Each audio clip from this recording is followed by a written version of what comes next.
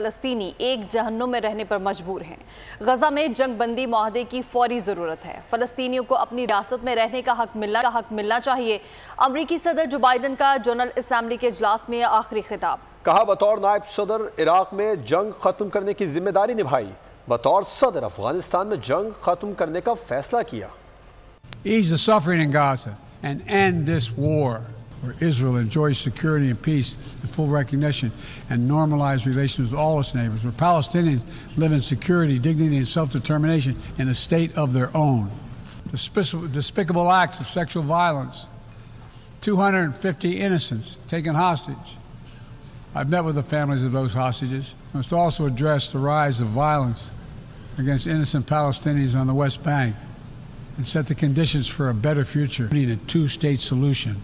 Stop tearing your country apart. Stop blocking aid to the Sudanese people. End this war now. Subscribe करें और bell दबाएं ताकि कोई खबर रह न जाए।